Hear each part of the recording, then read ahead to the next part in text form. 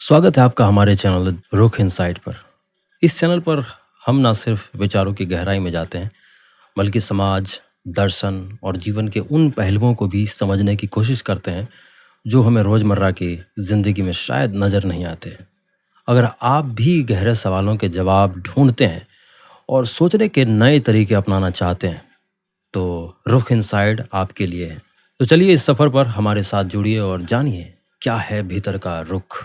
सोचिए, अगर आपके पास एक जादुई अंगूठी हो जिससे आप इनविजिबल हो सकें, कोई आपको देख ना सके, पकड़ ना सके, तो क्या आप तब भी सही काम करेंगे? प्लेटो अपनी किताब द रिपब्लिक की शुरुआत इसी सवाल से करते हैं। वो कहते हैं, न्याय का मतलब सिर्फ कानून का पालन नहीं है, ये गहरी भीतर की शांति है। इस वीडियो में हम जानेंगे कि क्या सच में न्याय करना हमारे लिए अच्छा है या सिर्फ एक बोझ। यह चर्चा शुरू होती है पिरायस नाम की एक जगह पर, एक दोस्ताना गोष्ठी में।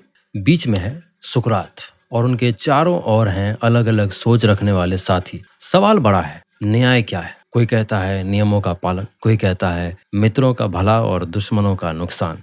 लेकिन सुकरात हर जवाब को चुनौती देते हैं और इस बहस में निकलती है एक गहरी समझ कि न्याय शायद वो नहीं है जो हम पहले सोचते थे। सबसे पहले बोलते हैं सेफलस। उनका कहना है, न्याय मतलब सच बोलो, कर चुकाओ, बस। सरल परंपरागत सोच। लेकिन सुकरात सवाल उठाते हैं, अगर एक असंतुलित आदमी से ली हुई तलवार उसे लौटा दूं और वो किसी को नुकसान पहुंचा दे, तो क्या मैंने न्याय किया है? सेफलस चुप हो जाते हैं। साफ हो जाता है कि नियमों का अंधा पालन हर बार न्याय नहीं होता। संदर्भ और बुद्धि जरूरी है। अब आते हैं पोलेमार्कस। उनका दावा है, न्याय है मित्रों का फायदा, शत्रुओं का नुकसान। सुनने में ठीक लगता है, लेकिन सुकरात पूछते हैं, अगर आपका मित्र बुरा निकला और दुश्मन एक अच्छा इंसान हो, तब क्या हम उन्हें उनके लेवल से जज करें? फिर सुकरात कहते हैं, नुकसान पहुंचाने से कोई बेहतर नहीं बनता। इसीलिए न्याय का असली रूप है लोगों को बेहतर बनाना, ना कि सजा देना।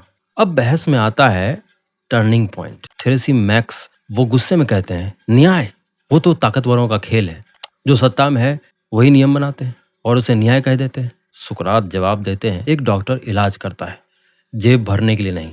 वैसे ही एक अच्छा शासक समाज का भला करता है, खुद का नहीं।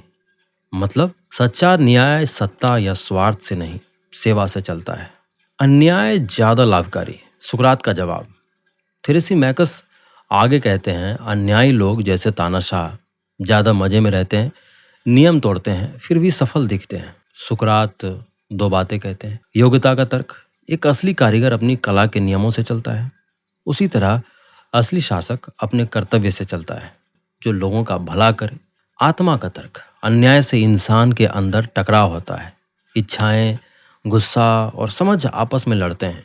ये तनाव अंदर ही अंदर तोड़ता है। लेकिन न्याय आत्मा में संतुलन लाता है, और वही संतुलन असली सुख है।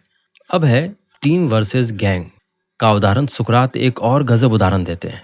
न्यायी लोग एक टीम की तरह होते हैं, भरोसे, तालमेल और साझी जीत की भावना। और अन्यायी लोग गैंग की तरह, जहां हर कोई एक दूसरे से डरा हुआ होता है, धोखा देने के लिए तैयार रहता है। ये दिखाता है कि अन्याय से समाज में स्थिरता नहीं आती, केवल डर और असुरक्षा आती है। द रिपब्लिक का संदेश सीधा है, न्याय सिर्फ नियमों का पालन नहीं है, ये एक नैतिक समझ है जो संदर्भ, उद्देश्य और परिणाम से तय होती है। असली न्याय वो है जो समाज का और आत्मा का भला करे। सुकरात का एक लाइन में संदेश, न्याय आत्मा का सामंजस्य है। याद रखने लायक बातें, न्याय सिर्फ नियम नहीं, बल्कि एक समझदारी भरा नैतिक फैसला है। किसी को नुकसान पहुंचाना, चाहे नियम कहें या नहीं, न्याय नहीं हो सकता। अच्छा शासक लोगों का भला करता है, ना कि सिर्फ अपना। अन्याय शुरुआत में फायदेमंद लग सकता है, लेकिन अंदर से तोड़ देता है। न्याय आत्मा की शांति, और वही जीवन की असली जीत है। आज की वीडियो में हमने प्लेटो की द रिपब्लिक के पहले अध्याय में न्याय और समाज पर एक गहरी चर्चा की। उम्मीद है आपको ये विचार और तर्क समझने में मज़ा आया होगा।